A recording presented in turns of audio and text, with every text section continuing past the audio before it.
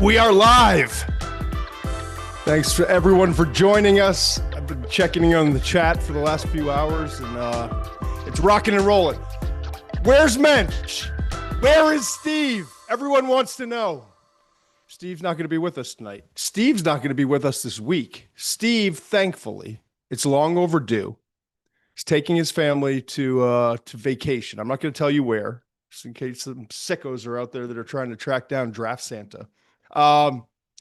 He's getting away, and he needs it, and it's good, and I'm thrilled that he's able to do it, and I'm thrilled to carry the weight tonight and for the rest of the week. We've got some really good guests this week. We got Bruce Feldman coming on Monday. A lot of this coaching carousel stuff is heating up, and I think he's the perfect guy to talk to. He's got a lot of inside information. And then for Thursday's show, we're going to have who are we having on, Conor? Conor's not there. Dan, aren't you excited to be here alone with me? I don't have a clue what's going on. That's the beauty of this show. I'm always surrounded. We've got another guest on Thursday. It's going to be a fun week. Albert Breer. How can I forget? Albert Breer's coming on too. We're going to kind of spin it forward a little bit to the NFL draft later in the week. But here we are. Disappointment that Muench is in here. I get it, but we'll carry a great show tonight. And disappointment in this game. If you're just a college football fan, you're looking for a wonderful ending. Georgia, Texas last year was so like two dynamic matchups and kind of tale of two halves in the first regular season matchup. This one kind of felt like it was going to go that way, but unfortunately we jump in live and it's 35-10. There's 3:30 remaining and Texas is trying to drive just for some inconsequential points down the stretch. Just checking in on the thread. Okay, everyone's okay. We're going to get through the Muench stuff. So 25-point difference here with 3:13 remaining as Arch is trying to drive them down the field. They're inside the red zone, but again, it's all for naught at this point. I figure let's take this time and just start looking at this Texas-Georgia game. You looked at Texas, right? They've been playing well. 4-game stretch where they had beaten two ranked opponents. Arch clearly is starting to deal a little bit, feeling more comfortable. His eyes know where to go with the ball. Michael Taff is back at safety. I told you I talked to an NFL scout this past, probably, a week, 10 days ago. And he was talking about how he just absolutely loves Michael Taff. Taff's back in the lineup. Ryan Wingo's fully healthy. He had a big impact on this game in spurts. The running back position is the healthiest it's been in a long time. And you think to yourself, maybe this is where Texas kind of pulls it all together, takes that next step against a Georgia team that's been really good offensively, but defensively has a lot of holes, especially in the pass defense throughout the season. And we kind of, in our 10 tape trues, broke down what Georgia is defensively this year. So then the game starts, and it's a little bit of what you expect. Georgia's offense is rolling. Texas's defense has not been to the standard it was a year ago, but has looked really good, and especially like starting with that Oklahoma game. But Mike Bobo, the offensive coordinator, was just in his bag, man. Like testing early on, like you're Texas, right? Eyes forward, zone coverage. You guys are great at wrapping up defensive backs that can tackle. Well, that wasn't the case early on. The secondary was struggling, and really the back seven was struggling tackling. They were getting the ball out quickly. They were in a lot of quick play action. The thing I noticed early in this game with Gunnar Stockton was that Mike Bobo was giving him answers to the test with what they saw pre-snap.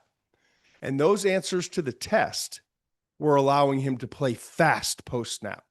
If you go back and watch this game at all, or just have watched and kind of took note of it, I felt like Stockton was like this, just quick decision, ball snap, play action, move off of it, threaten the perimeter a lot with the run ability, getting the ball out, and receivers were doing a nice job creating after the catch. And all of a sudden there were mistakes. That was the big thing for me, Texas, in the first half. Self-inflicted wounds. Really and you saw some of it in the second half, but the first half, at one point, there were 4 drops and 7 penalties in the first half. That's tough to overcome when you're on the road. And then Arch, right, with that long second quarter drive, they're trailing, I think, 17-3 at the time. he's got like, and things are starting to roll, and you're thinking, all right, if they can get a 17-10 just before the half, everything's going to be fine. They're driving the ball down the field. He throws the ball with pressure in his face. It was high and I think behind the receiver. KJ Bolden's there for the interception. Bolden's starting to really come on the second half of the season. He's an NFL draft prospect, considered one of the top 5 safeties in this class. He gets the interception. At that point, Arch was, despite starting to show some signs of life, he was 1 for 4 for -2 yards and an interception on third down opportunities.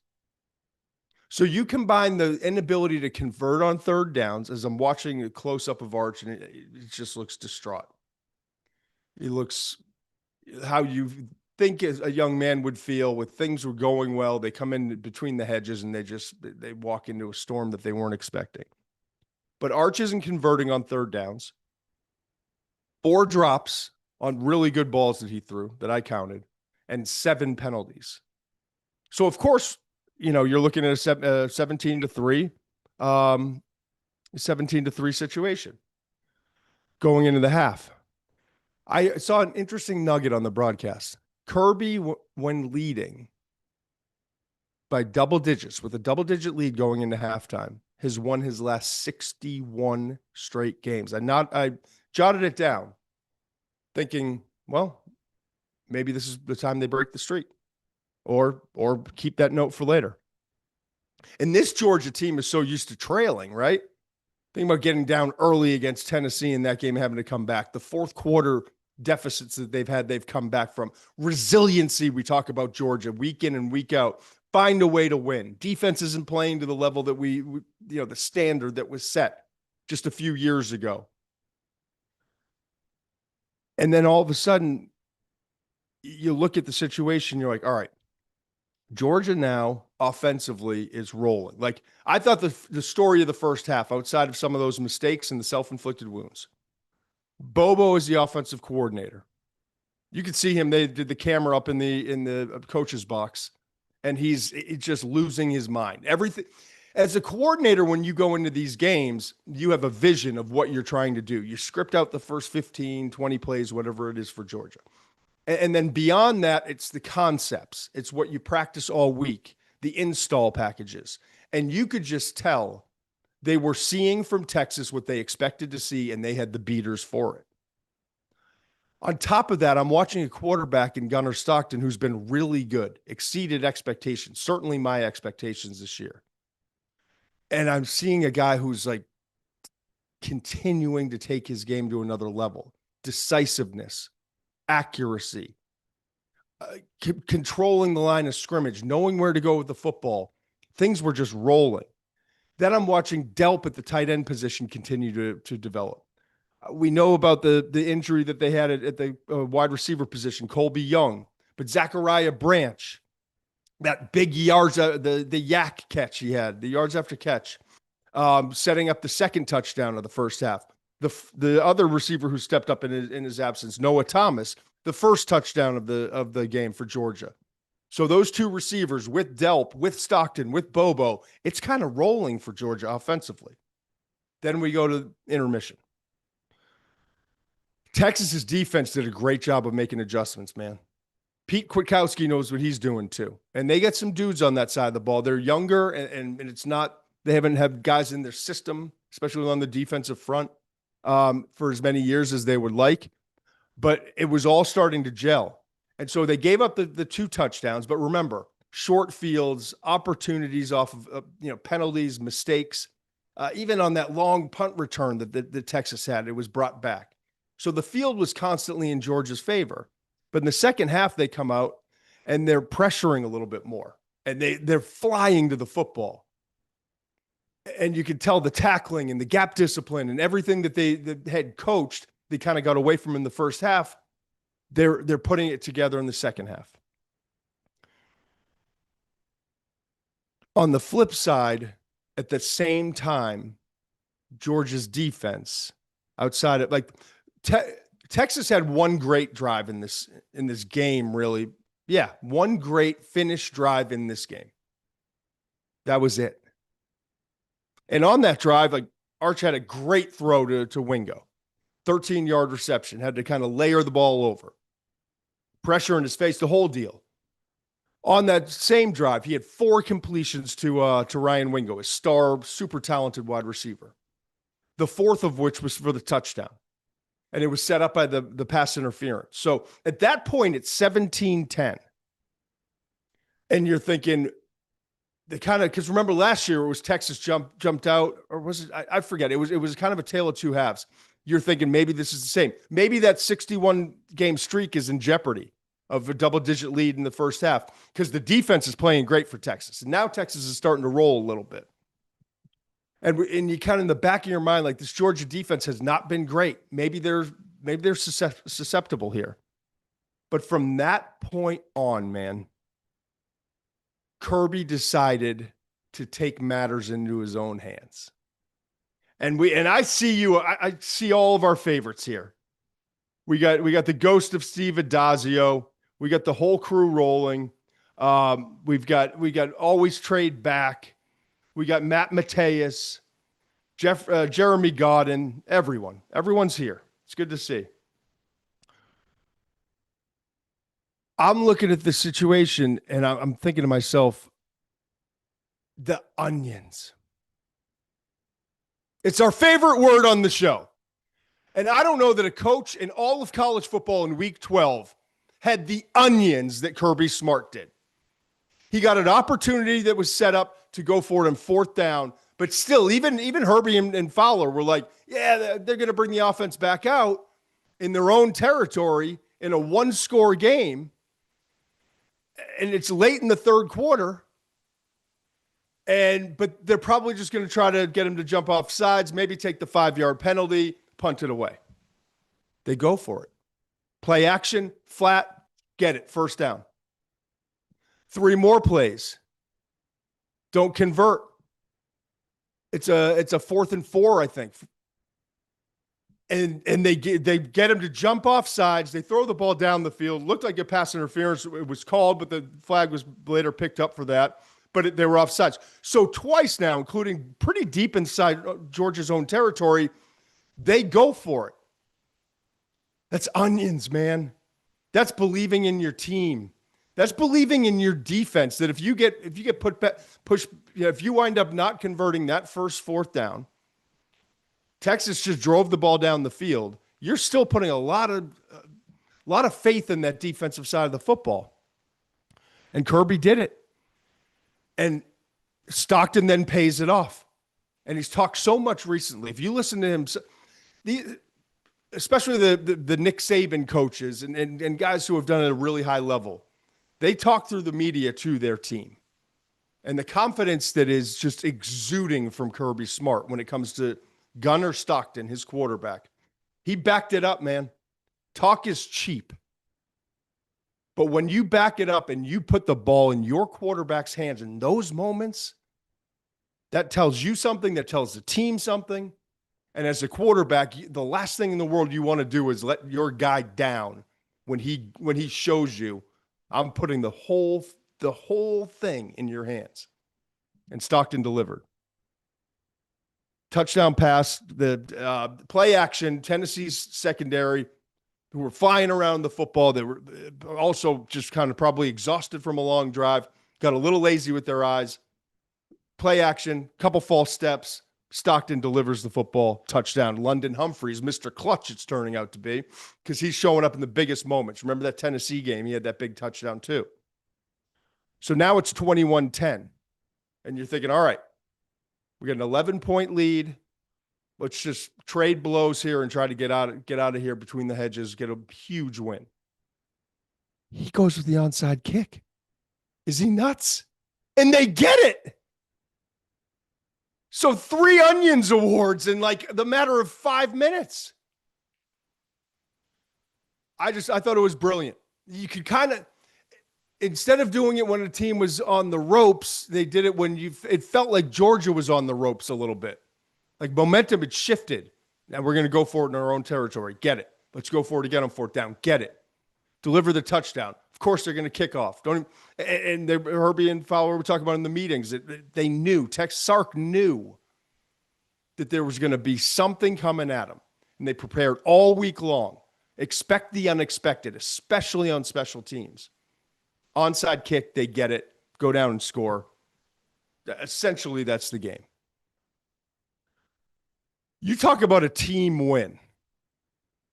And I spent a lot of time on Monday in our tape trues talking about this defense and all the things that it isn't when you go back to the Jordan Davises, the Jalen Carters, the Devontae Wyatts, the Trayvon Walkers. It ain't that, and those guys aren't coming out of the locker room anytime soon, okay? But I also told you there were a couple guys to keep your eye on. 9 and 90. Young guys that I'm watching on tape with my own eyes as I'm grinding through their tape on Sunday, getting ready for Monday's Tape Truth show, that they're starting to come in their own. 9 is Chris Cole. Violent hitter, I said. Long, 6'3", 235 pounds, sophomore, coming into his own, really starting to be a budding star. Well, guess what? I'm looking at the stat line right now. Led the team in tackles. 10 tackles, 6 solo, tackle for loss. Then I also talked to you about Elijah Griffin. Elijah Griffin, a couple times I heard his name called. And then you have KJ Bolden, the veteran, stepping up with the interception. Ellis Robinson, DeMello Jones, CJ Allen, who's been a star all year long, who's kind of nicked up in this game, still had a tackle for loss and 4 tackles. It was a group effort. And even this past week, we were talking about Conor Nevins, our trusted executive producer of the show. He texted our production group, and I thought it was interesting. I jotted it down. Last year, this is prior to this game tonight. Last year, Georgia's defense had 11 tackles for loss and 7 sacks in that Texas game, in the regular season Texas game. Remember that? It was Jalen Walker. Like, they were flying around. It was a nightmare for Texas. And that great offensive line that lost 4 guys to the NFL. 11 tackles for loss, 7 sacks in that game. This year, coming into this game, so they're now, this is 9 games. So after 8 games, they only 35 tackles for loss and 11 sacks the whole season. But you watch this tonight, you'd never know. You would never know. And yes, they're still blitzing. That was one of my things in the tape trues. The off-the-ball linebackers, they're timing the blitzes right. They're being more aggressive, but that leaves you vulnerable at times. They were doing it again tonight at certain times, and it was very successful. If you watch the game, it was highlighted throughout the game.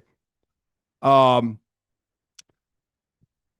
the pressures, the sacks, they wound up with 1, 2, 3 sacks, 7 tackles for loss.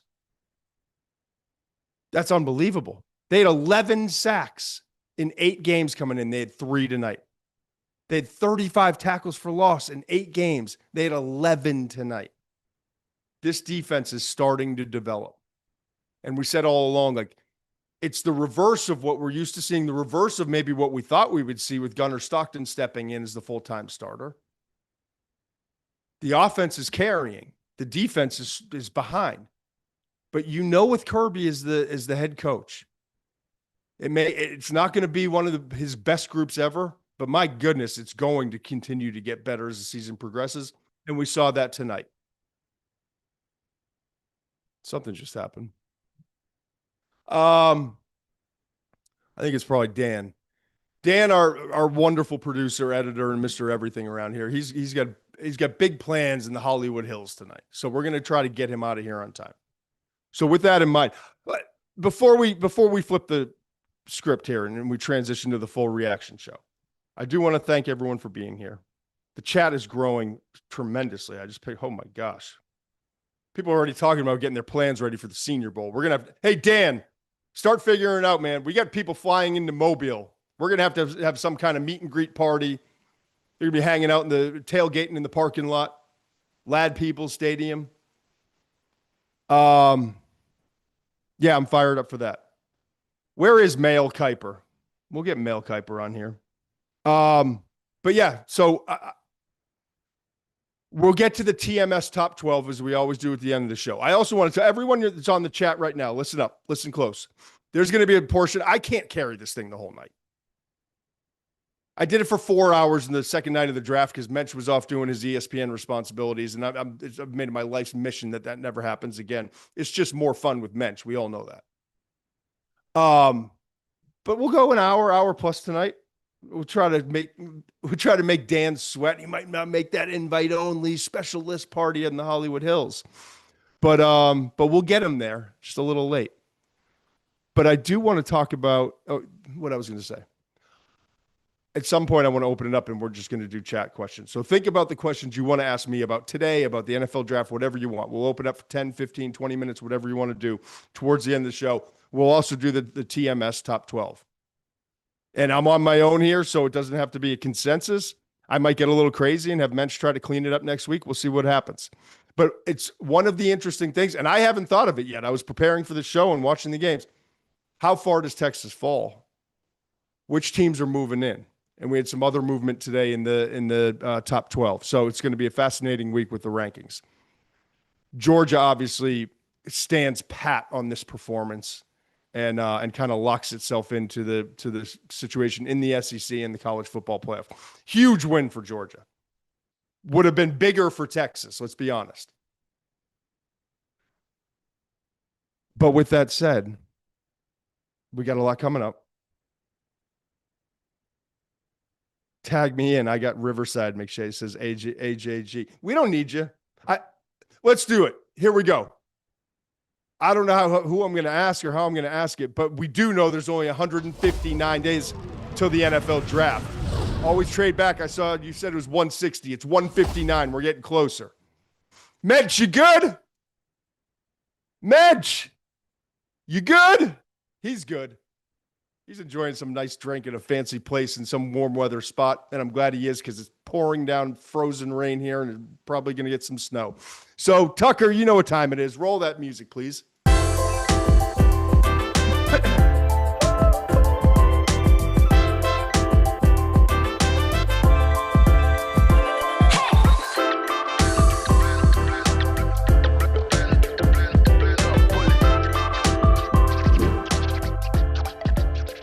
All right.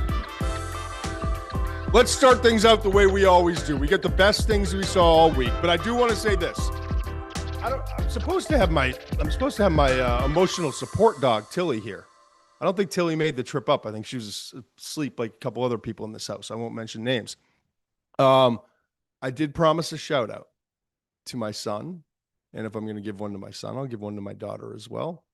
Tate and the boys are hanging out. They're doing a sleepover. We got George, we got Johnny, we got Jeffrey, we got Tate. I'm thrilled that you guys are watching, but don't be watching at the end of the show when Dan's getting ready to go to his party in the Hollywood Hills because it's time for you guys to get some sleep tonight. But I love when the boys get together. They're doing a sleepover. They're supporting me, and I appreciate you watching. And we're going to have a fun show. And Alaire's also having a sleepover with Lincoln and Koya. So hopefully all the kids are happy, having fun. But we're here working, and I'm happy to be working. And maybe I'll bring Tilly in here in a little bit to get some emotional support because I don't have Muench, and I'm not the same without him. Okay, so we covered Texas, we covered Georgia. Let's get to the best things we saw today before we get to the rest of the slate for Week 12. Tuck, I know you're back there, brother. I know you don't want to come on the show with me. I'm not going to badger you tonight, but you're the favorite person in the chat. Everyone wants to know what you've been up to. So let's start running out the best things that we saw today. Drop back. Oh, he didn't even drop back. He just took off running. No way. No way. The first play of the game. Legendary. You watching this guy? Oh, my God.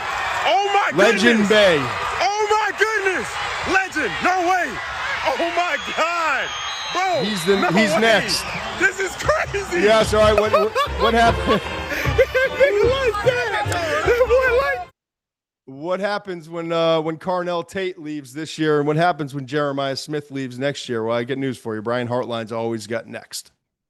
And that's next. Legend Bay, apparently a 10.23 100-meter. It's really, really fast if you don't know. It's like blazing fast. He's probably going to be the fastest wide receiver to play there since like Ted Ginn Jr. So yeah, that's next. I saw that on social this week, and I wanted to share that. It's like, of course, Ohio State's going to have someone who might be the fastest they've ever had, and that Heartline's ever had. And I can't wait to see what they draw up with him. See how long Julian Sain's here and how much those two can intersect. All right, what do we got next? Do you feel like this is a must-win for this team when it comes to something? Absolutely not. It is not an ACC game. I'm glad you brought that up. It's not an ACC game. I gladly get beat 103 or 110 to 10 in that game. They can put 100 up on us as long as we win the next two after that. But again, our focus is on Notre Dame and getting as many wins as we can. Well, they only put up 37, so it wasn't 100. It's classic Narduzzi. And truth be told, I told Tucker to clip this in the middle of the week before we knew what the outcome was. It's Narduzzi. He's not wrong. Their path is not as an at-large. There's only one team from the ACC, and we'll get to the ACC and the disaster that is in a little bit. But he's not wrong, and I know what he's doing. It's like, I told you, Narduzzi, every time I meet with him, it's like, oh, woe is me. I'm just, we're down the Senior Bowl, and I'm glad that they just brought a couple of these, our Pitt program, just trying to make our way. And it's nice to see a couple guys get a chance to show scouts what they're doing. I mean, even when he had like Aaron Donald, so, but that's just the way he goes about business. So it's like, yeah, don't worry about us, Notre Dame. We won't get in your way. I know you have big plans. We're just going to try to see if we can compete a little bit in the ACC. And I don't even it didn't backfire. One had nothing to do with the other, but it's always interesting whether they pulled off the upset or they lost by 100. I wanted to run that clip back to see how we felt about it in the moment. He's a different cat. It's plain and simple. I've told you, some people in this business, around this business, love him. Some people don't kind of clash with his way of doing things, and that's fine too. But he's definitely one of the interesting characters. We'll leave it there. Next up, Tuck. Oh, I like this. But at what point, right? And I love Lane. And Lane sent me the clip of his son. Doing the show that they do for Ole Miss football, a couple coaches' sons. Today was interesting. We'll get to that game. Florida, Ole Miss. Lane's unapologetically Lane. There's a lot of buzz right now. The team they just beat, maybe he's the head coach of the Florida Gators soon. I'm not buying it. And I kind of like how he's trolling everyone. Now, do you worry is getting in the way? And he posted something else later that was like 23 minutes before the game. It's just Lane, man. Let Lane be Lane. And the more you engage with it, and the more you try to tear him down or get in his way on it, the more he's going to lean into it. And should put that up again, Tucker. Yeah, the BTA 2026. Yeah, have fun with it. Have fun with it any way you want. Because you know what? Lane is having an absolute blast. Best dressed coach in college football, I can tell you that. All right, last one. I really enjoyed this one. All right, so we appreciate everyone who's watching on YouTube, but if you're listening to this, driving somewhere, doing some chores, whatever it is, going on a jog, I'll read it to you. It shows up. It's an X post from the ECU Pirates, but it shows up as a FedEx delivery slip. It says, "Hi, Memphis football, package not found. Thanks for reaching out to us about your win against the Pirates. We really apologize for any inconvenience you've experienced. And in this case, we recommend you to please contact your shipper to report a lost missing package so they can provide you with further details. This support ticket will be closed." And it goes on to say, "Thank you from the FedEx team member." That was obviously in relation to the 31-27 upset of Memphis. This group of five thing is getting a little wacky. I was thinking today, and I'm curious to see what you guys think. We're getting so refined in all this, and we're talking about 16 teams. And so at that point. But like, why do we have to have a group of 5? You ever ask yourself that question? I mean, I know why. It's television rights. But, and it's deals that were made and to get this passed through and all of that. It's politics / anything that's politics and television is AKA money, right? But to bring it back to football, I love a Boise State story. I love when there's a program that absolutely deserves it. Can't we come up with some kind of formula where it's a strength of schedule wins and you have to qualify based off of that formula? You can't just be like a 3-loss good team, but not a team that has earned the right to be in this dance. Sit on it. Think about it. Because I don't, like, why does someone just get an automatic bid? There's only 12 spots. We're talking about like chipping one off from the Big Ten, the SEC, in order to give up one of these spots to a team that we know is going to, in this year, not Boise State necessarily last year, even though they were one and done, but they gave Penn State a battle. This year, it's just, you get the feel like it's just it's a bye. It's a throwaway game. I don't know. Something to think about. It's not for tonight. All right. That's it for best things we saw today. All right. We had some great games. I don't know that anyone was better or wilder or more exciting. Well, more exciting might have been the comeback that we'll get to in a minute, but Oklahoma, Alabama.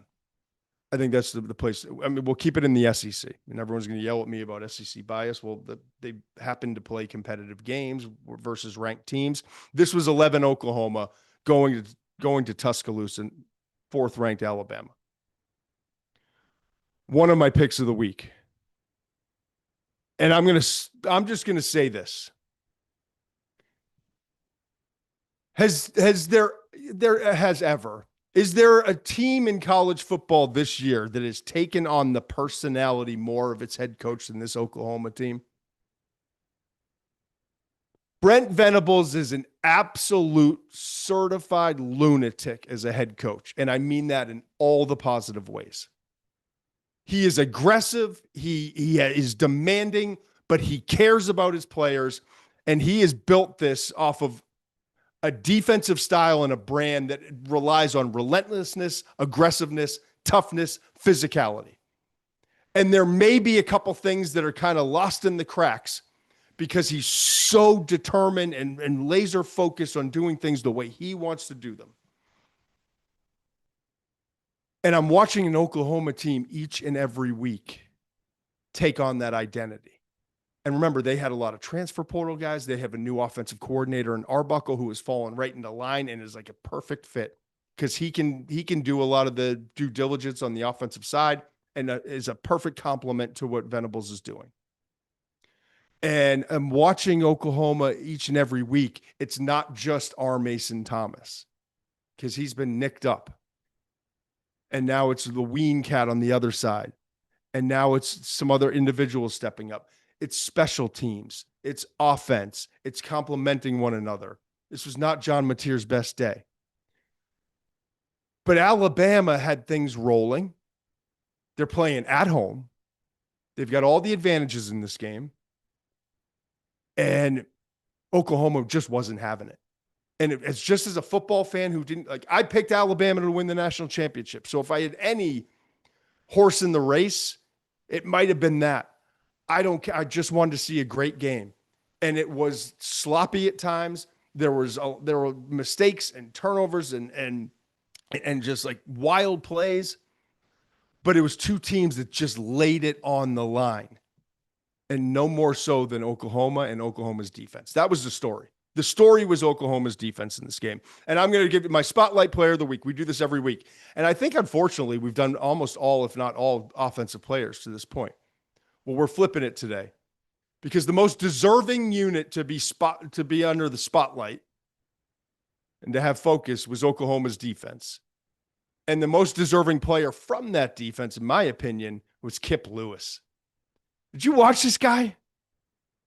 23-21 win. They hold Ty Simpson in that vaunted passing attack to 21 points in the victory. Upset win in Tuscaloosa. He had 7 tackles. All 7 were solo, in space, rangy, flying around the field. The emotional leader of this defense. He had 2 sacks, 2 tackles for loss. And one of those sacks, remember that sack? It was the sack that maybe saved the season for Oklahoma. Kip Lewis comes racing in, gets an 11-yard sack late in this game, and you felt like that was the moment where everyone for Oklahoma was like, oh, this is our game. We got this. And it's not because the gunslinger John Mateer. He did his part, and he grinded it out. But like his stat line, if you look at the end of it, what did he finish? He was only 15 of 24 for 138 yards. If you told me that Oklahoma was going to go in and knock off the number 4 team in the country with Ty Simpson on the other side playing at the level he's been playing, I'd say yes, it would take a great defensive performance, all 3 phases, but Mateer would have to give me more than 138 yards passing and 23 yards rushing. He'd have to. There's no way. McShay, Mateer's going into Tuscaloosa against that team that's been on fire since that Florida State blemish. And he's going to throw for 138 and probably even scarier, quite honestly, considering what's happened since that thumb injury. Even scarier is just the 23 yards rushing. And Oklahoma's going to win. It would be hard to forecast how'd that happen? Turnovers, crazy, and it was just a stifling defense. Just going through this, I was blown away. I want to hold on to that note for later. I was blown away with how disciplined yet aggressive. And I say this all the time. I'll never forget the Venables story. I want to say it was NC State. They when he was the defensive coordinator at Clemson, I wound up having 4 Clemson games that year, okay? And they pulled it off. It was a miracle play at the end. I think it was a missed field goal. And they came rushing down. And the coaches come down for the final minute of the game. He's on the sidelines. And he comes rushing over. For some reason, he decides he's just going to clock my ass. Knocks me. Forearm, and it was it was out of affection. That's when I knew he was a madman, right? But his defenses have always played with that same level, out of control, yet still under control. He's going to take chances, but he's going to have something behind it to make you second guess. It's like a string attached. If I'm sending this, something's going to move over here. That's how all defenses work, by the way, if you're a quarterback. And so we saw that throughout the day today. And what did it do? It didn't shut down Ty Simpson. Because if you look at Ty Simpson, he did all right. If you look at Ty Simpson at the end of the day, he was able to do some really good things. He was 28 of 42.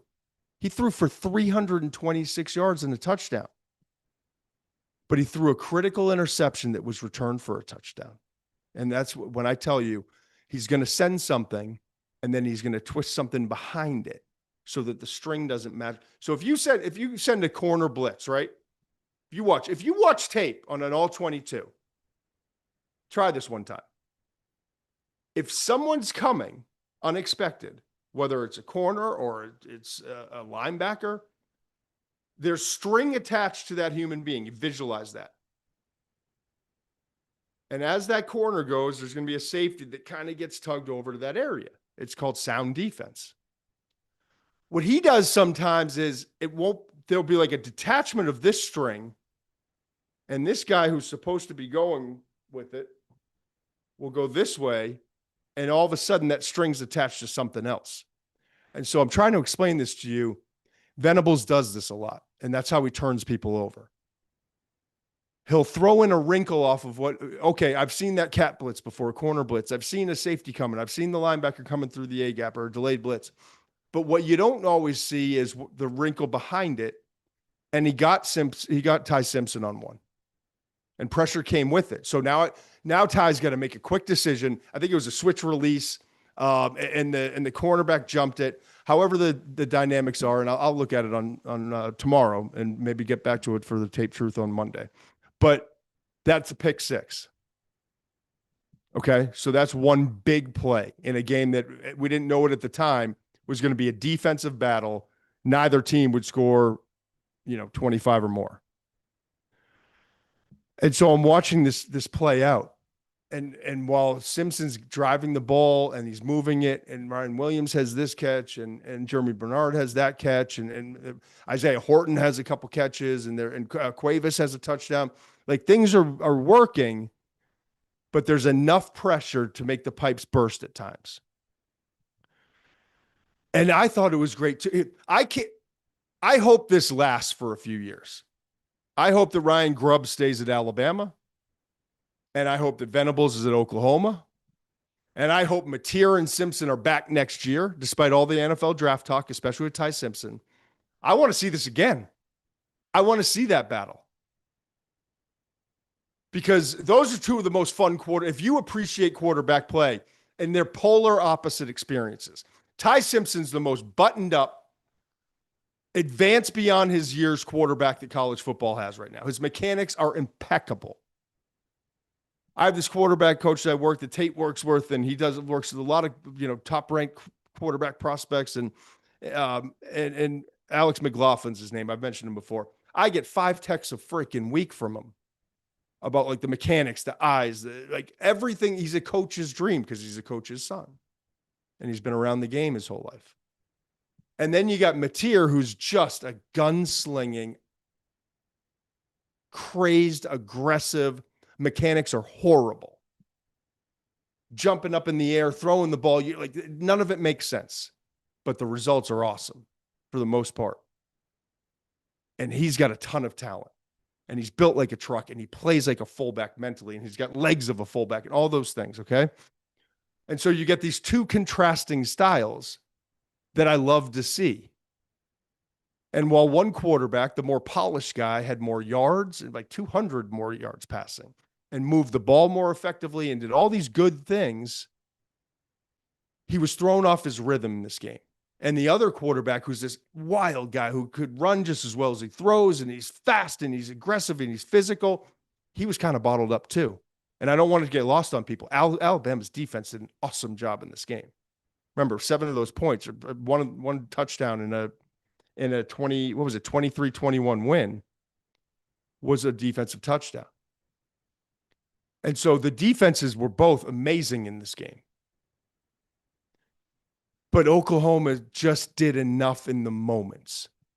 And that's the thing that I think it's hard to do with transfer portals. It's hard to build a program. It's hard to do all the, and Oklahoma, I've talked to you about Jim Nagy coming from the Senior Bowl, now the general manager there. Like they're doing it at a professional, buttoned up level that I know for a fact, being on the inside of some of these things, a lot of other programs are watching, consulting with the same people that they use to figure out how Jim and how they're doing it. And they're starting to try to do that. But you still have to have a coach that's going to pull it all together. And Venables has done that at Oklahoma. And this team was left for dead. Remember how bad that beating was against rival Texas? Should Mateer have come back? And I told you about the tape against Ole Miss, and it was hard to watch, man. And it wasn't, no, that was Nussmeier. One of his next tape, it was, I forget who it was against. Maybe it was Ole Miss. I forget who it was against, but he was missing just errant throw after errant throw. Okay. And he's steadily getting a little bit better. And he even said in an interview, like he's more confident now than he has been since the injury. And it didn't show on the stat line, but he's making better decisions, and he's running when he needs to run. And you watched it, like this team came out rolling. They came out hot, like you could tell all week long. Just the mental preparation, but they were also like caged animals, just let out finally. And right off the bat, setting the tone. Satania, the punt return. After 3 and out for defense, you got a big punt return. held to a field goal, but it's 3-0. 2 turnovers led to 14 points for Oklahoma. Punching at the ball, ripping, like doing all the little things. Now it's 17-7, but Ty Simpson keeps grinding. I thought this was one of the most important moments in this game. A graphic popped up. This is McDonough and McElroy with Molly McGrath on the sideline. 3 of my favorite human beings in this business. It had a great graphic. The 2-minute operation for Alabama. They outscored their opponents this year in that final 2 minutes before the half, okay? 49-10. They had a 39-point advantage. 3rd in the entire country behind just Toledo, which I found interesting, and Oregon. And you hear all the time about the 8-minute, the final 4, the final 4 and the first 4 of the half. And so they've been dominating that. But Oklahoma, they drive down the field a little bit. They get an opportunity. I think it was a shorter field. They drive down. They miss that field goal. At that point, after seeing that graphic and kind of recalling how they've done things, they have dominated that 8-minute span. The final 4, the first 4. And the stats prove the final 2, they've been awesome. And it's in large part because Ty Simpson's so good in the 2-minute drill. He's just in command. And he thrives in those situations. But they hold him to a field goal, miss the field goal, and now all of a sudden they're carrying momentum. Then the second half. Mateer wasn't brilliant in this game, as I said, but he climbs the pocket on this one throw to Satania. And you can just tell they're gaining confidence on that side of the ball.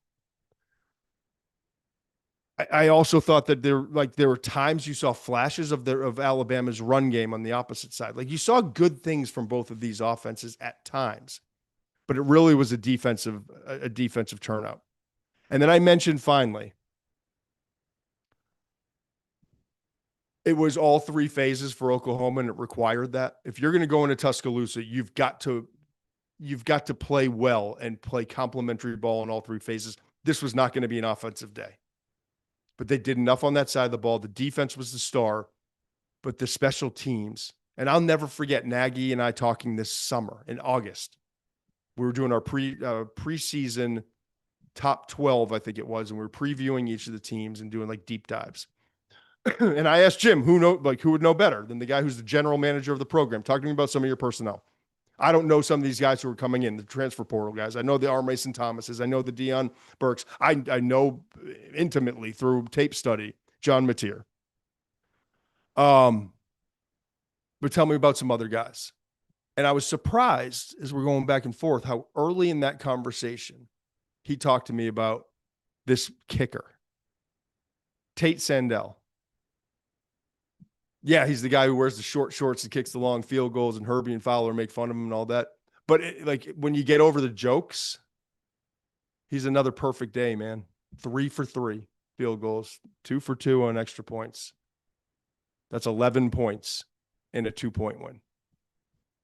And remember, if you're an Oklahoma fan, remember your kicking situation a year ago? Like I don't know what was worse, your special teams last year or your wide receiver core with 5 starters out, or your quarterback play, or your offensive line. Like it was all bad.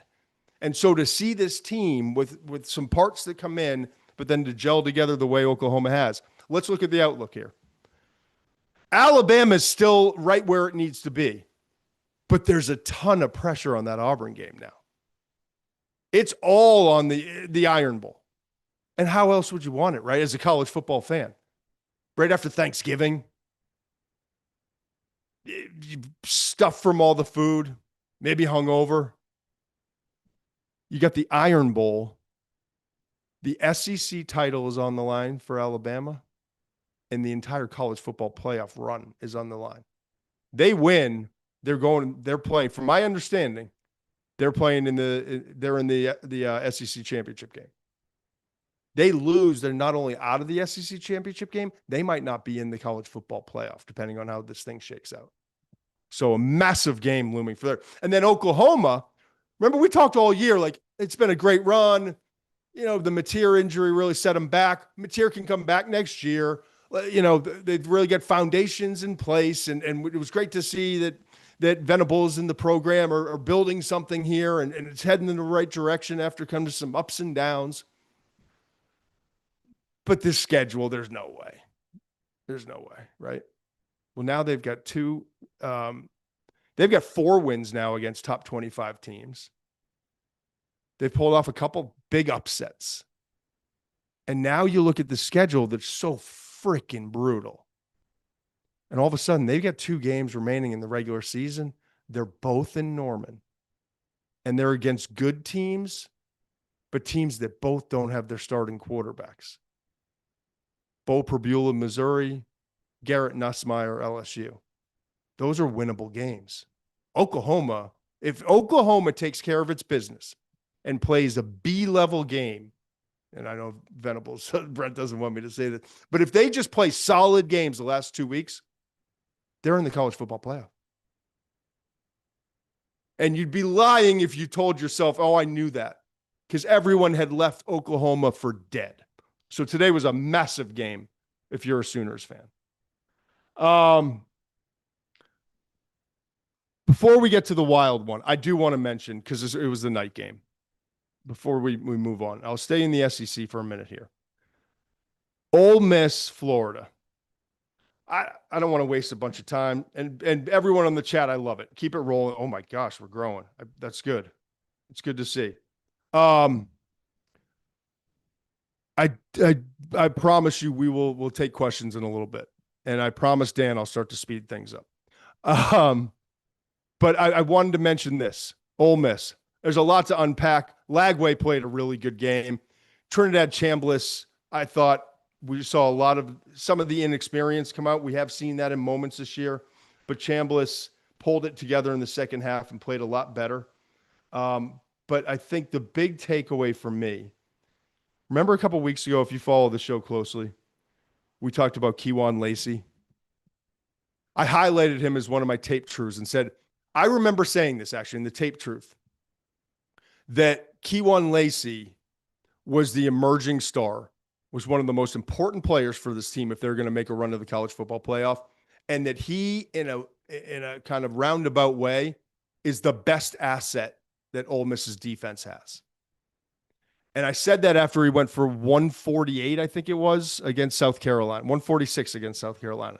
This guy's emerging. Love his run style. He's physical. Wear defenses down. Got to get him more carries. I'm certain Lane wasn't listening to the show, but I think Lane saw the same thing I saw on tape. If you're going to ride this thing out with a defense that is pedestrian and is played that way, you got to have a back that can take the load off. You can slow the game down at times when you want to. And I know Lane's obsession as the son of Monty Kiffin and Tampa, the Lord of Tampa 2 defense, the founder, CEO of Tampa 2 defense. He saw the game through the defensive lens and figured out beaters and way. And that was all about, you got to be able to run the football. You got to be physical. I'm going to spread you out. I'm going to do the West Coast stuff out in SC. I'm going to do different stuff with all these different quarterbacks. I'm going to do it at FAU. I'm going to do it at Tennessee. I'm going to try to do it with the Raiders. I'm going to bounce all around. But he's always, if you really go back and study, had really good running back play and had a commitment to the run game, even with Jackson Dart, even when they lost Quinshon Judkins. Kewan Lacey's that guy, and I saw it on tape when he finally got healthy and they were starting to feed him carries. And today he went for 224 yards on 31 carries and 3 touchdowns. He may have saved the season today because they were on the ropes, Ole Miss was. They were trailing 24-20 at the half. There was no sign of offense from either team in the third quarter. So they're still trailing 24-20 going into the fourth quarter. And that score looks like, oh, well, they took care of business, kind of a letdown game. They scored a touchdown at the very, very end. It was 27-24 for the vast majority, or the last like 6-7 minutes, 6-7. Tate, if you're still up 6-7, yep. But for the last chunk of minutes, it was a 3-point game, and the Ole Miss scored at the very, very end. Keywan Lacey's a critical part of what they're doing, and he's going to need to be if they're going to continue to make this run and be one of the teams that's in the college football playoff from the SEC. All right, speaking of the SEC, I mean, this is definitely the social media game of the day. There's no question about that. People are having a blast. South Carolina, Texas A&M. Texas A&M wins 31-30. Doesn't begin to tell the story here. I honestly thought it's over. Not the season, but they're not coming back from this. You look at like South Carolina put it all together for one half of ball. The defense was playing great. The defense was exploiting a quarterback that was completely overwhelmed in Marcel Reed. Lenora Sellers had some really good moments. I don't want to say he was perfect in the first half. He wasn't. He threw an interception. It was a terrible moment to do it. But they jumped him, and they were rolling. They were running the ball early on. Face on looked great. He was breaking tackles. They were balancing out, throwing the ball. Nick Harbor had that.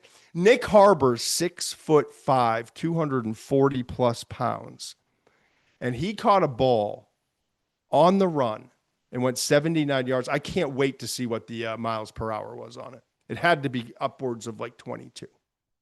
Track star in a DK Metcalf frame. Faster than DK maybe. And DK ran like a 4.39 at like 227 at the combine. I was there. I watched it. I don't know that I've ever seen a human being more chiseled than that man that day running his 40-yard dash. In person, not Hollywood.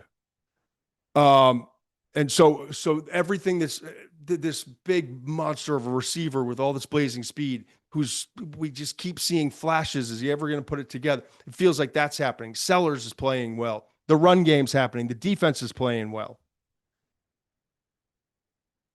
And I wrote down these notes, right? They're leading 20-3, South Carolina is.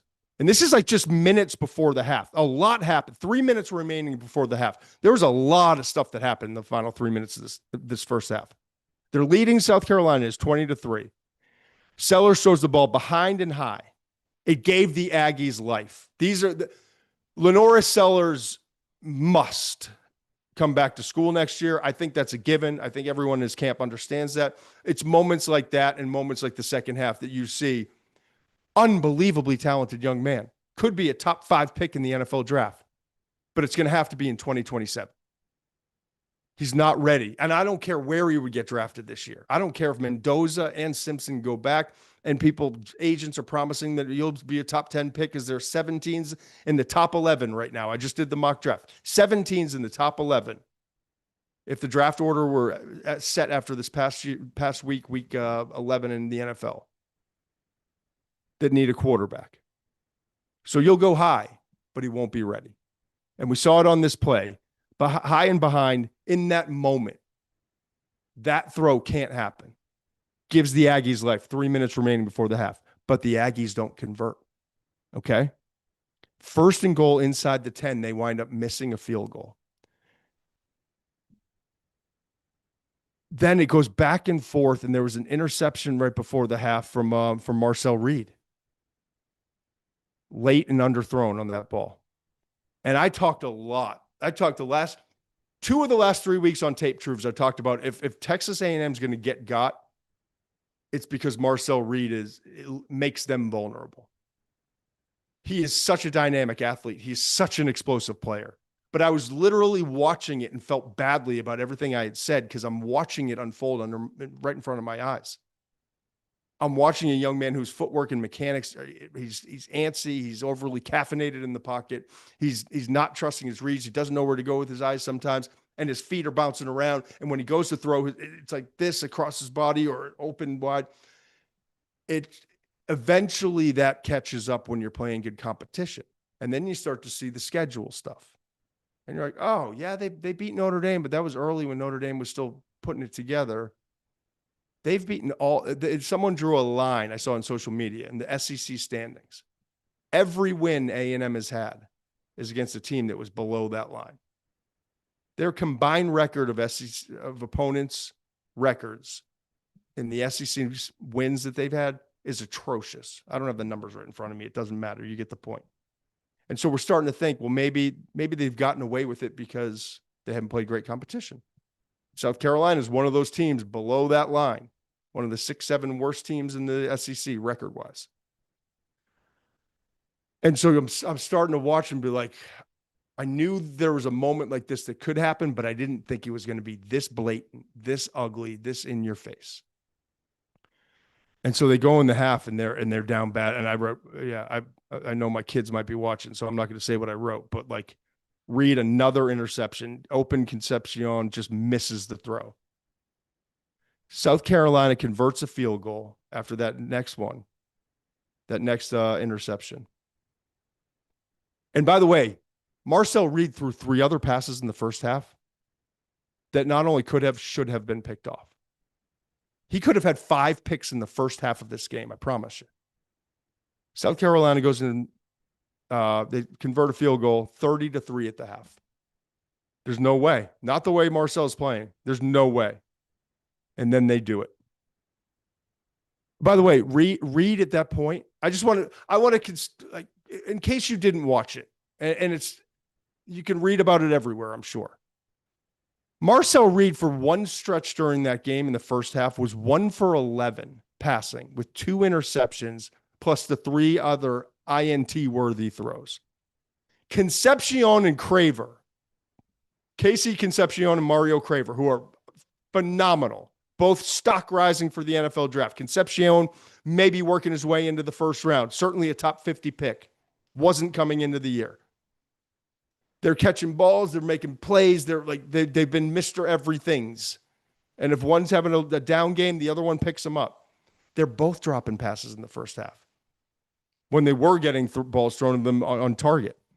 And then Roman added one too, who I've been telling you is kind of starting to step up. I'm seeing moments out of him. Then they're having trouble with pass protection. Dylan Stewart had that awesome play. Go check it out in the highlights. And then defensively, we've heard this at halftime a couple times with Elko just banging. I've seen it on tape. It's breakdowns in the secondary and it's tackling. Poor tackling. They clean it up in stretches, but then it rears its ugly head. So now we're seeing all these things with this perfect Texas A&M team, best run they've ever had. Elko just signs an extension. I'm pumped for him. Nobody deserves, truly, nobody deserves it more considering what this program has been for all the money, all the support, all the resources, and have never had a coach that can lay a foundation the way that Elko has. But you're watching all the negatives, the warts that have been masked come out at once in one half against a subpar team this year. So they, in the second half, considering all those things, come back, and Marcel Reed, I don't know. How does it change?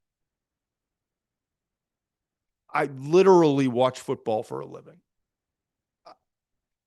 I spend a gross amount of time watching tape and watching games. I'm sure there's other examples, but I can't remember an example of a quarterback playing that bad and an offensive and defensive units playing that bad, but especially a quarterback playing that bad, looking lost and confidence shattered, and then coming out in the second half like it never happened, unconscious. Amnesia. That was the biggest thing for me in this game. He comes out, it's like, oh, we kicked off? Oh, okay. I thought that wasn't like we weren't like warming up. Oh, okay, let's go. And it's like decisive and getting the ball out and maneuvering like extending when he needs to, but still. And all of a sudden, 2 drives, 2 touchdown passes, bang, bang, things are good. And then the defense is playing with this energy and they're tackling better and they're not having the letdowns in the second. And then you start to feel the pressure building for South Carolina.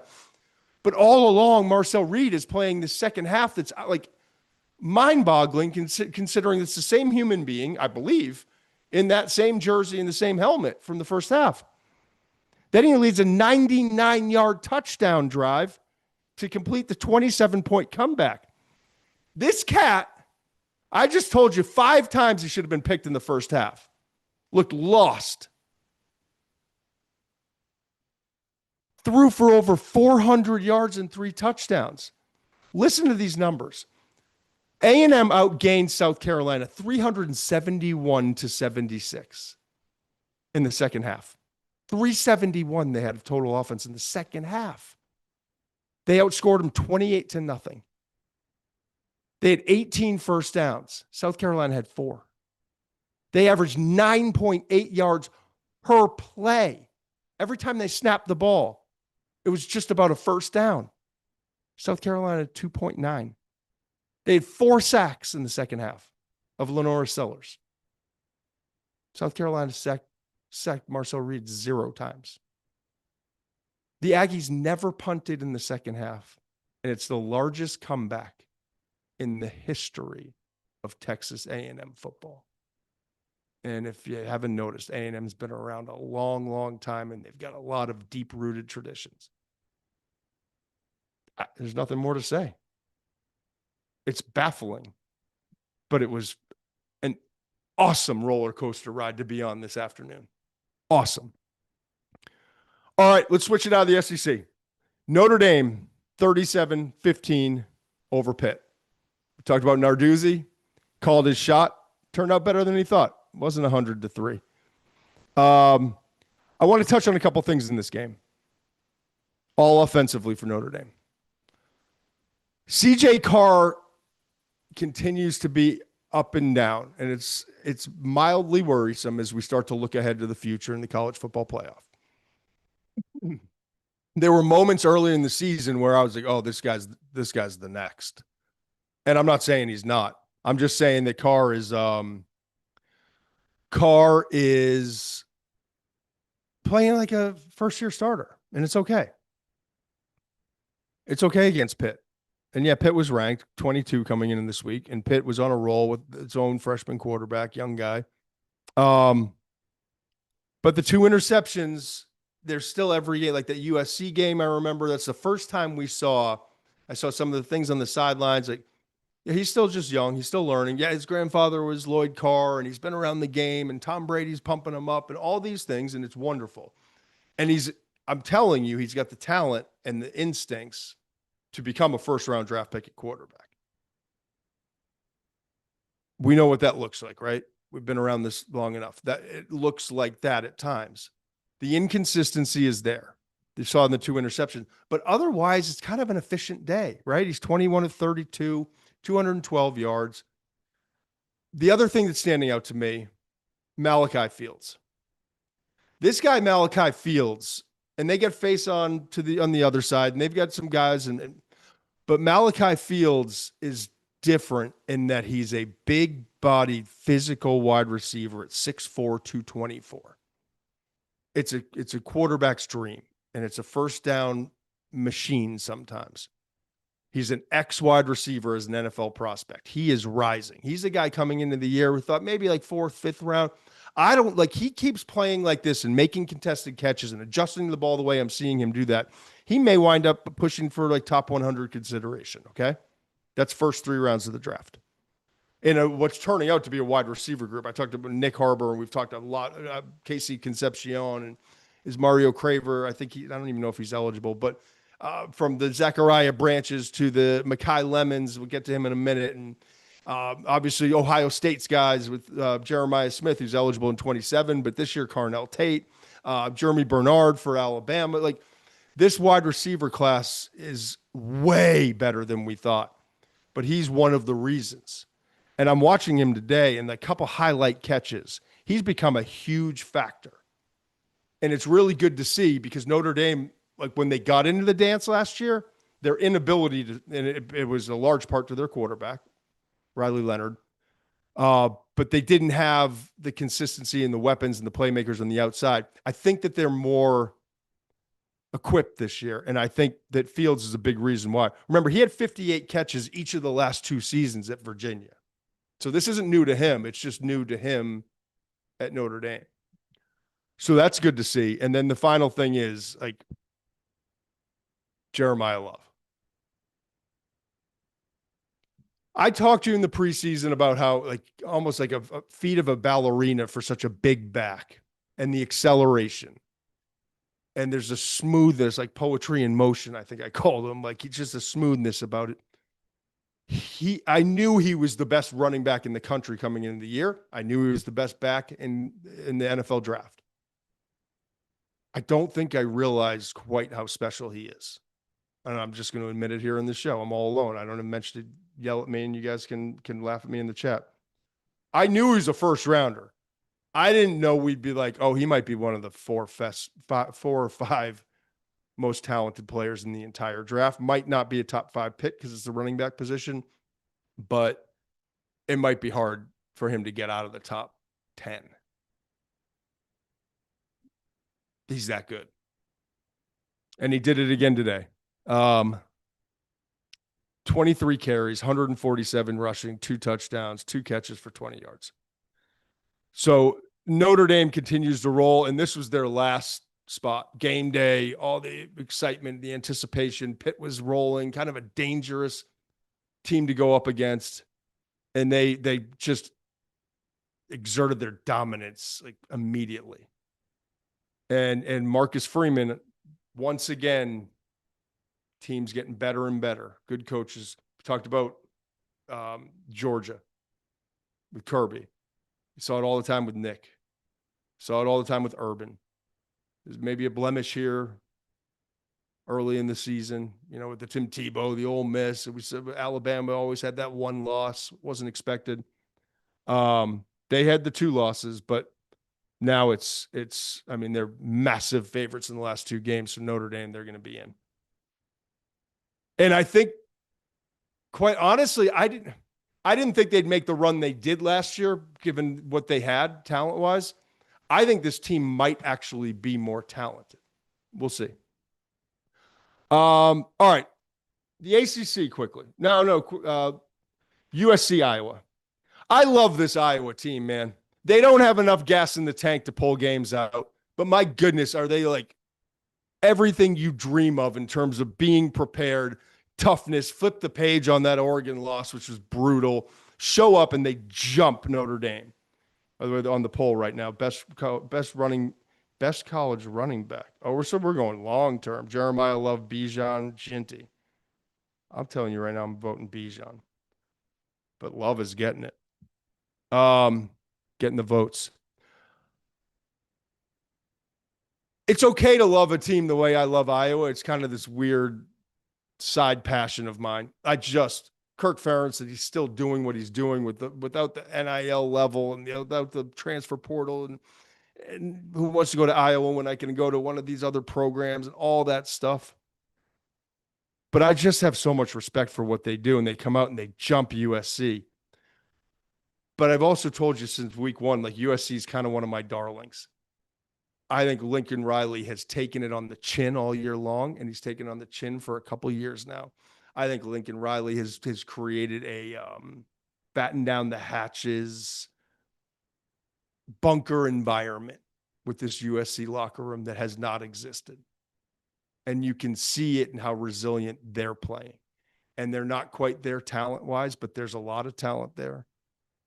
And Jordan Mailata continues to do some really cool things, continues to be, make some mistakes here and there, but he finishes 23 of 32, 254 yards. I talk about this wide receiver class, and I mentioned Mekhi Lemon's name because Mekhi Lemon's one of those guys that's truly elevating the first round of the 2026 draft class. And I got to tell you, coming into the year, it was like Jordan Tyson, maybe like the Boston Cat from Washington. Carnell Tate's kind of fringe. I'm not sure. But Tate's he's got 8 of 9 uncontested catches this year. He's making plays down the field. He's transformed into a Heartline type route runner. And I'm watching Jordan Tyson catching the ball a little bit better than last year. Big physical target. I'm watching Zachariah Branch excel. I'm watching all these other guys. But Malachi Lemon, I don't know that any receiver has improved his stock. I told you, I talked to a scout recently. He was like, I don't know, man. He might be my wide receiver 1. So, there's a lot of love for him. He went 10 for 153 and 1 again today. It's like every week, the stat line. And so of those 23 completions, 10 of them went to Lemon. But this to me was bigger than a quarterback and a receiver. This was about character for USC. This was about, all right, we're the West Coast team. We're LA. We're Hollywood. We got like an offensive coordinator as a head coach who won a lot of games at Oklahoma, but like it's always kind of that spin-off of the Texas Tech stuff. And nah, it's always been about, he had the best offensive line coach who stayed in Oklahoma, Beatenbow. And it's been about like the guard tackle pulling and the counters and the physicality. And I'm just seeing a team, not just the offense, a football team that is finding themselves in these like dog fights, back alleys, and coming out with wins that USC typically hasn't won. They've typically, and I'm talking even prior to Lincoln Riley coming there, like they've typically kind of cowered in these moments against an Iowa who jumps out and can run the ball. It's tough to come back on Iowa. What they did today was a rarity. I don't remember the exact like graphic I saw, but like it almost never happens with like a double-digit lead with Kirk Ferentz teams.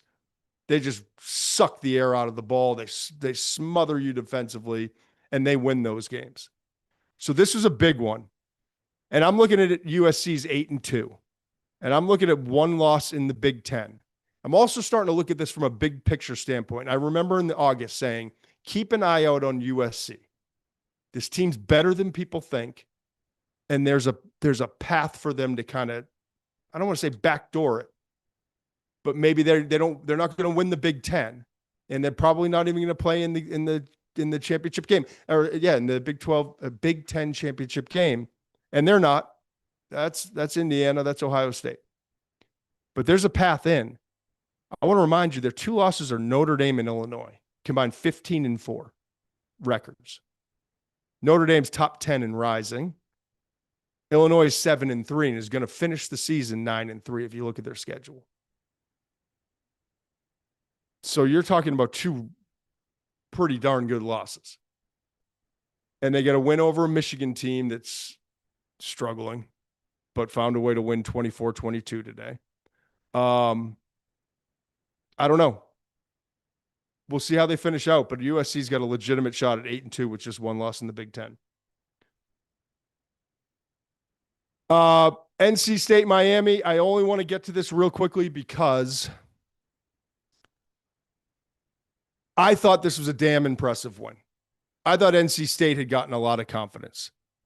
I thought that NC State, they just beat Georgia Tech. They got a quarterback in CJ Bailey that everyone's talking about. Is he going to transfer to my school? And they came out, Miami did, and they just put it on NC State. And we're starting to see Miami the last couple of weeks where it's like, we know the talent's there, but what happened for like this 2-3 game stretch where they just weren't playing to the level, but are they starting to get that confidence back? And Malachi Toney has kind of gone on them in like witness protection, but in stepping up for him is this Keelan Marion guy, really emerging. 8 for 200 the last 2 weeks. Wasn't really a factor early in the year. Jacoby Thomas, who we featured early on in the year when Miami's defense was rolling, and I was telling you all about the positive things and the new coordinator and all the great stuff. Well, he's still doing his thing. He had 2 interceptions today. And the defense was just dominant. So Miami, with not a statement win, it's NC State, but with a win where I wondered if they were just going to kind of come in and drag a little bit. They clearly are on a mission to finish the season strong. They need to get in to the college football playoff. They're the most talented team. They have the best chance of pulling off an upset of competing in that college football playoff. So I'm not saying I'm a fan, and you know my thoughts on Haynes King, and you know my thoughts on Georgia Tech, and I love them too. And Dan's going to be pissed at me because he's late to his party and because I'm beating on Georgia Tech. I'm not, but I'm watching Georgia Tech, and it's just a one-man show with an awesome coach. Brent Key's awesome. Hey, quarterback Tim Tebow 2.0 just not in the place for anyone to care nationally the way that everyone cared about Tebow. But you look at this ACC and it's like, who else would you want in there? If you're looking for the 12 best teams and the ACC has to send one, it's not Clemson, even though they have 3 first rounders on the defensive side and they've got a couple first rounders on the offensive side. They've got all the talent, but even in their win against Louisville, which was a nice upset for them, it's just ugly, man. I watched that whole game on Friday night before I watched Minnesota get pounced by Oregon. And so now I'm looking at Georgia Tech. They survive a scare after losing, remember, recently to NC State. BC, just up the road here. 36-34. Like every game's got to be this. Kind of a shootout with a quarterback who's carrying the whole deal. Clemson beats Louisville. Louisville's another one of the teams that even after the loss a couple weeks ago, they still were kind of hanging in there. So now you got all these one-loss teams, right? With Louisville out of the picture, Clemson's out of the picture. One-loss teams in the ACC, in ACC play. Georgia Tech, Virginia, Pitt, because remember Narduzzi said they didn't have to win this game. It's all about the next 2 games. And SMU.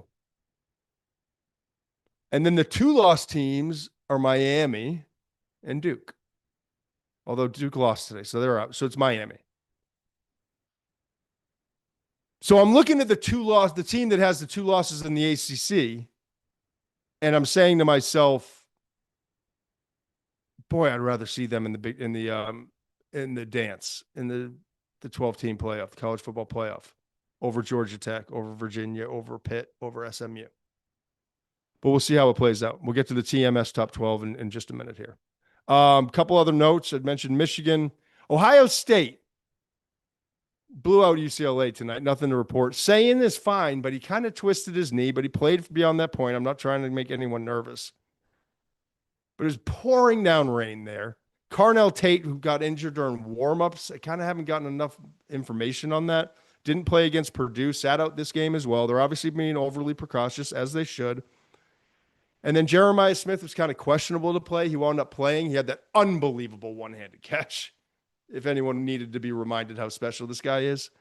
But then he was seen kind of limping on the sideline a little bit, came out in halftime in his civvies. He's not dressed.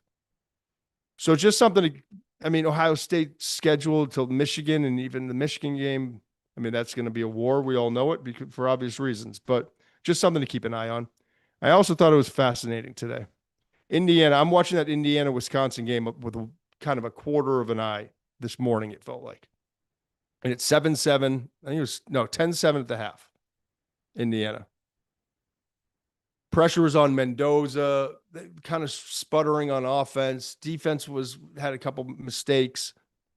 In the second half, he comes out, has his long, beautiful strike deep to Charles Becker, who's emerged with Alysha Surratt being out. And they just kind of got things going and they pulled away.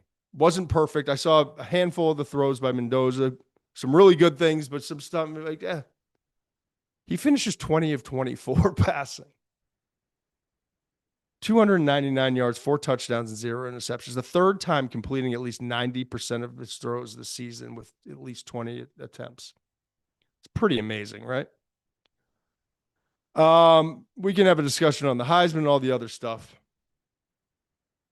Let's get to the TMS top 12. And I promise you, it's going to be fun to do. And you guys start to help me out, all right? We got to make some decisions on the fly. I covered everything today but this.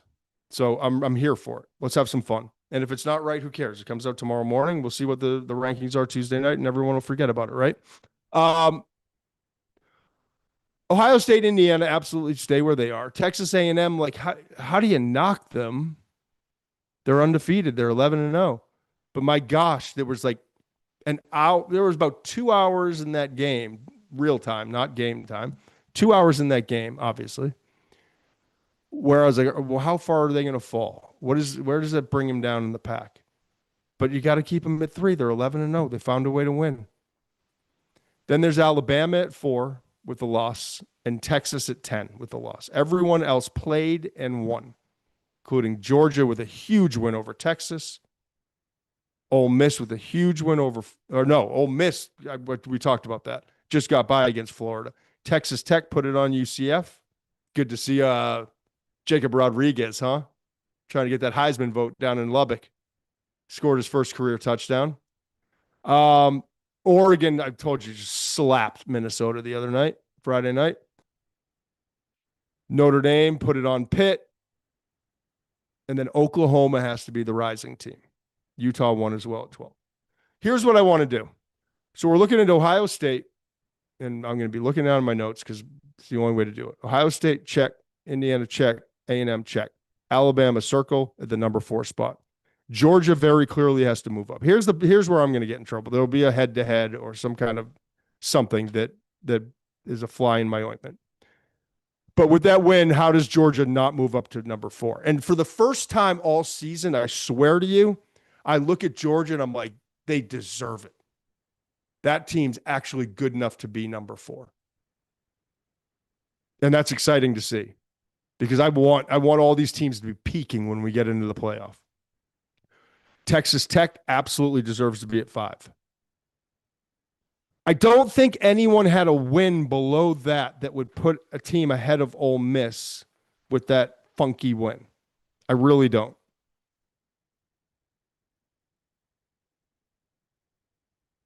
And so I'm going to go Ole Miss 6. And I would have argued at a point that Ole Miss should have been ahead of Texas Tech. We did, and I think it was the case, but not right now. Not the way they're playing right now. So that makes Oregon 7. Notre Dame 8. And Texas is out. So here's the big one. Oklahoma has to move up.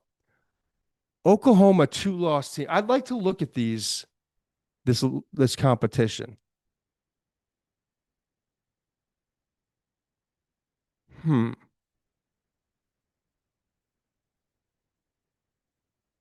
You could make an argument, as much as I like Notre Dame, you could make an argument that Oklahoma goes up to 8. I'm actually going to. I'm putting Oklahoma 8 in the TMS top 12.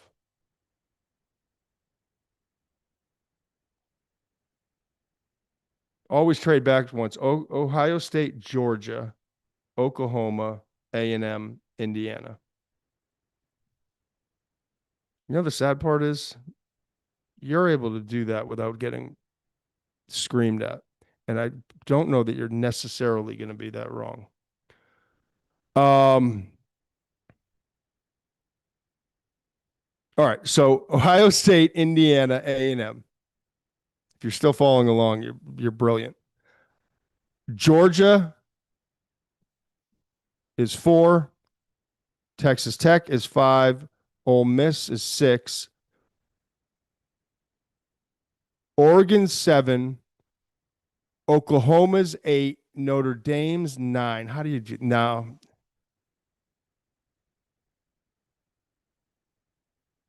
Yeah, I'm doing it. Who cares? Both 2-loss teams. They lost to Miami and they lost to no. All right, fine. Notre Dame stays at 8. Oklahoma's at 9.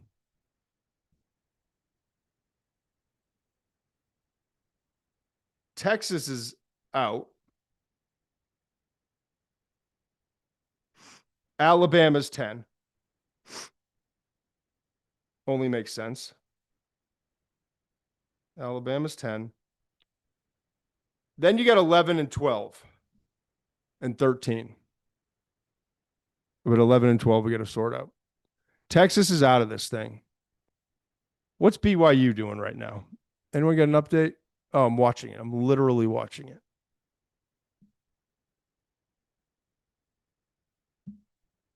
TCU is driving, but I don't know the score.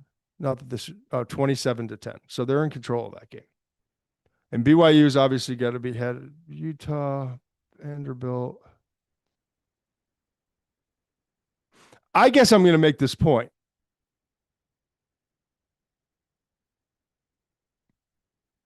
Yeah, I don't care. 9 is Oklahoma. 10 is Miami.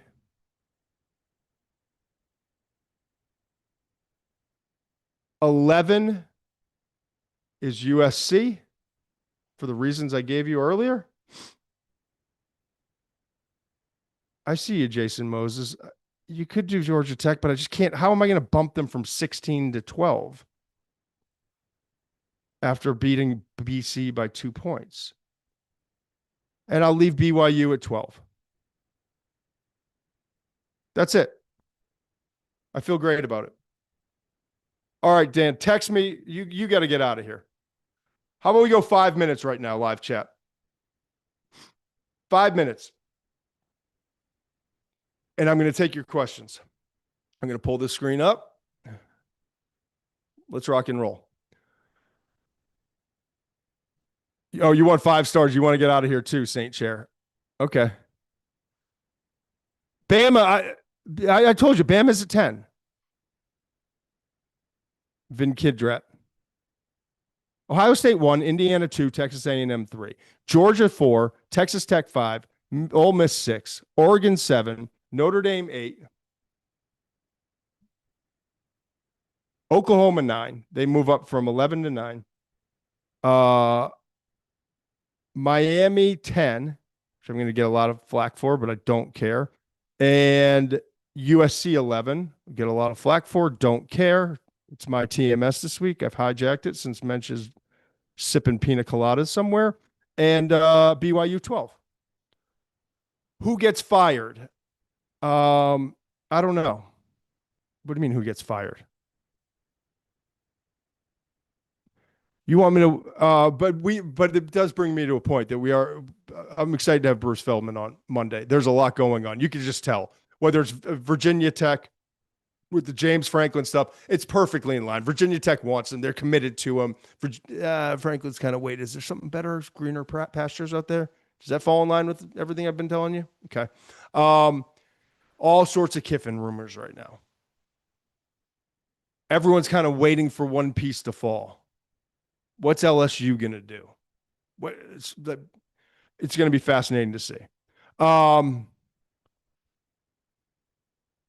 Need some BC questions. Come on, man. I'm not doing BC questions right now. I opened this up for questions. And it feeds to my point. You guys don't even need us here. Jeremiah Love make the Heisman ceremony. If he doesn't, something's terribly, terribly wrong. Jeremy Godden. Terribly wrong. How does he not? Julian Sayin, Mendoza, the Marcel Reed stuff, like, can we stop? Can we just stop? Saying Mendoza. I'll tell you what, like, can we talk about Gunnar Stockton as a possibility?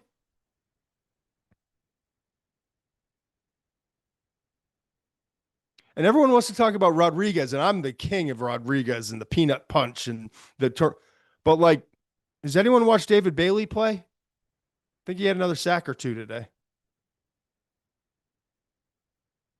Oregon, I'm just trying. Yeah, Jeremiah Love has got to be. If he's not there, I don't know. I have a vote, so if that tells you anything. Notre Dame team speed, top 5. No, Ohio State's team speed's top 5. A&M with the quarterback in Concepcion and Craver and the deep Cassius Howell, they are top 5 speed. Georgia with Zachariah Branch, I wouldn't say top 5, but they've got speed. Oregon, have you seen those running backs? And that freshman receiver? They've got speed. Oregon's always got speed. Why Notre Dame over OU?